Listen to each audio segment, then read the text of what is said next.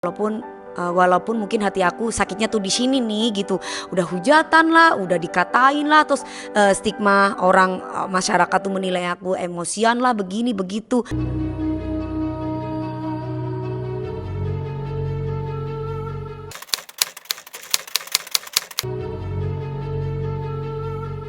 Orang ngira bahwa aku itu orangnya emosian, padahal yang mereka potong-potong kan banyak tuh Mas, video-video aku lagi aku marah sama si Anwar, prank-prank gitu, terus aku marah sama si AA.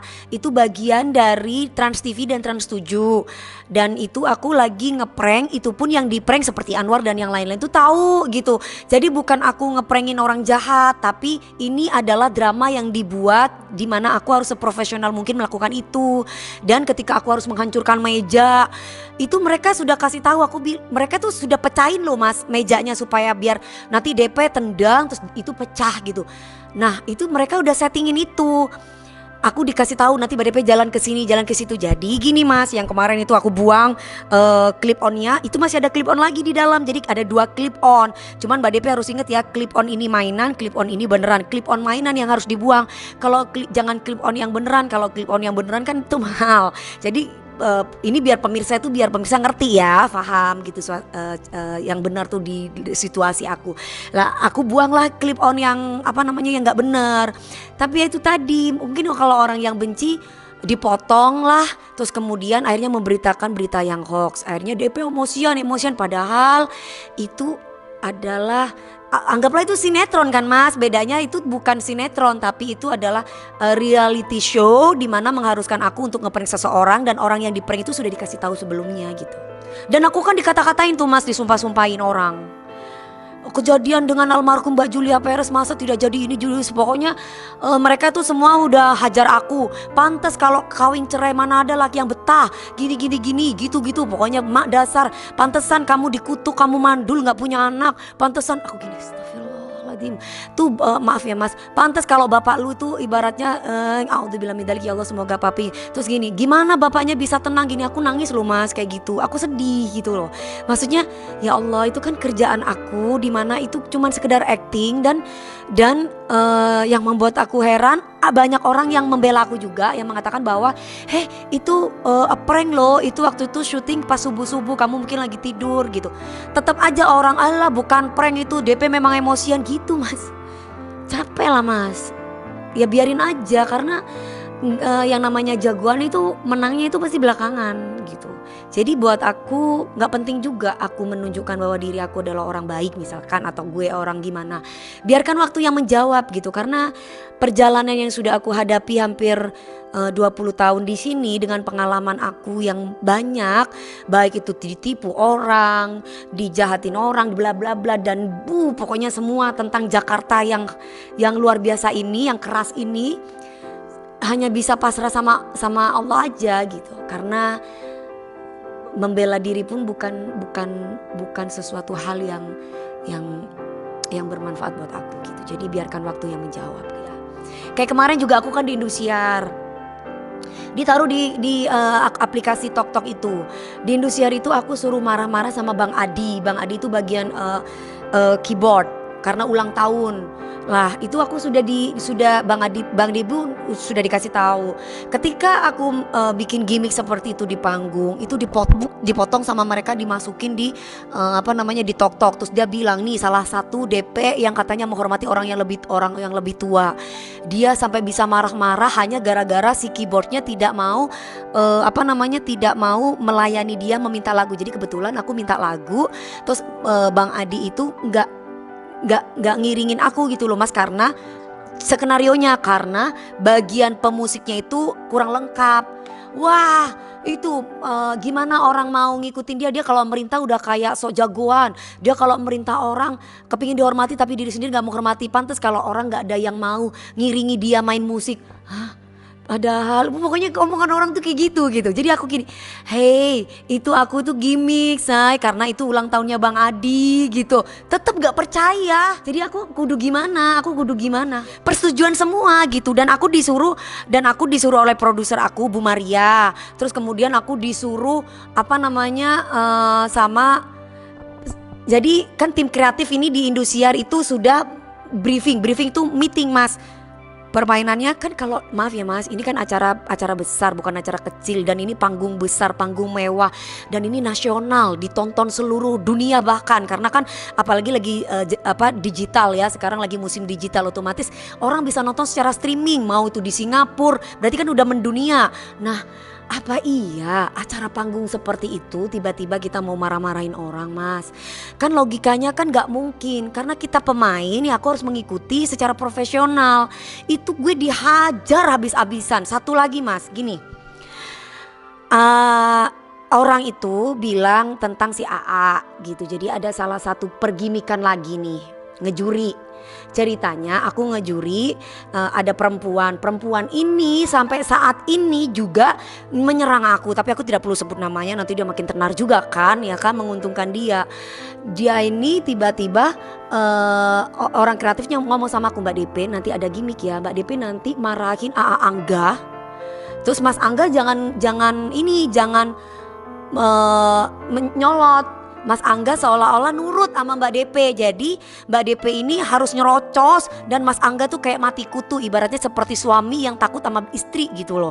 Oh gitu, iya. Terus aku nanti image gue gimana dong, Pi namanya kan Depi, Mbak Depi bagian kreatif Indosiar. Nanti image gue gimana? Ini kan profesional, ini acara TV juga kan, nanti kan ujung-ujungnya mereka tahu mami bahwa ini gimmick. Oh ya udah. Nah si perempuan ini aku tolongin dong mas untuk menjadi mantan pacarnya si AA ceritanya. Nah nanti kamu nunjukin ya mami DP kalau kamu cemburu bla bla bla bla bla bla. Ya otomatis mukanya jutek dong mas. Gitu maksudnya. Terus nanti bahas mengenai kenapa Mas Angga ini memilih DP, tidak memilih si perempuan ini.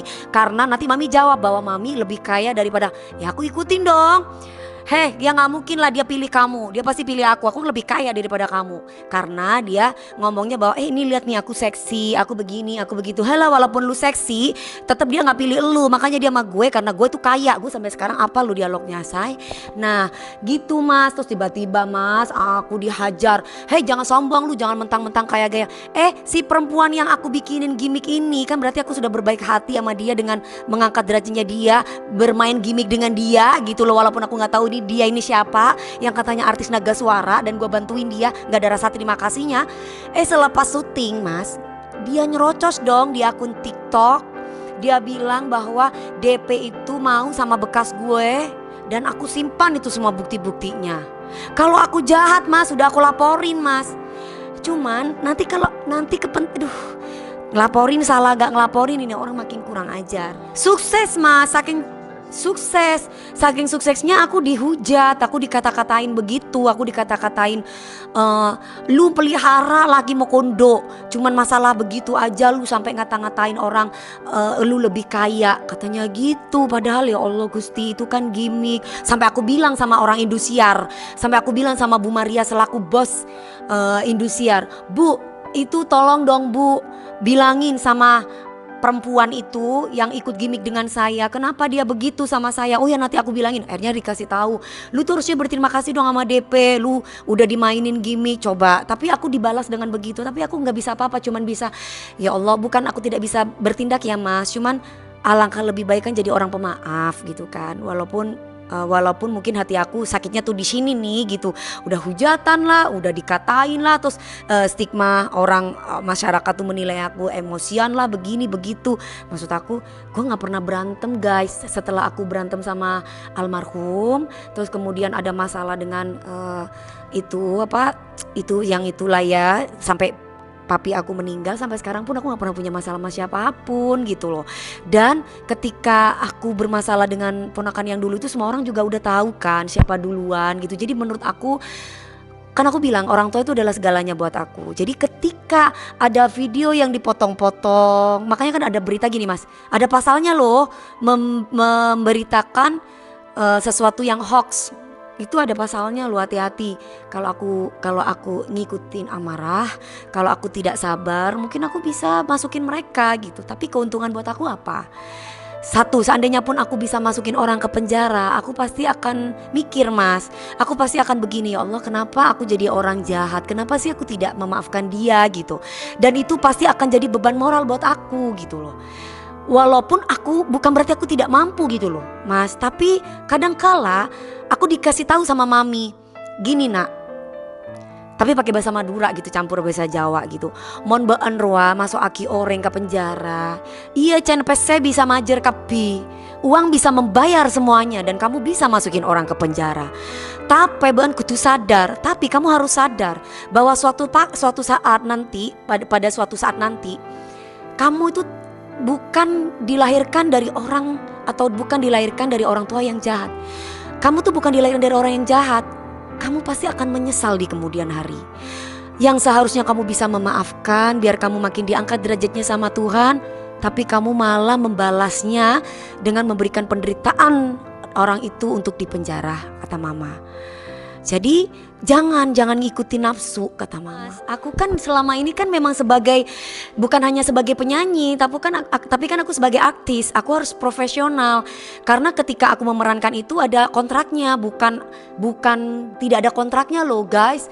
Aku ada kontraknya dan ini negara hukum. Jadi kalau artis itu berbeda dengan yang tidak ada kontrak. Maksudnya kalau artis tuh saya pakai kontrak, ada materainya. Jadi sudah dipersetujui oleh kedua belah pihak. Kalau di TV nggak apa-apa, tapi kalau di luar TV aku nggak suka gimmick-gimmick mas. Aku nggak suka settingan dan itu bukan aku.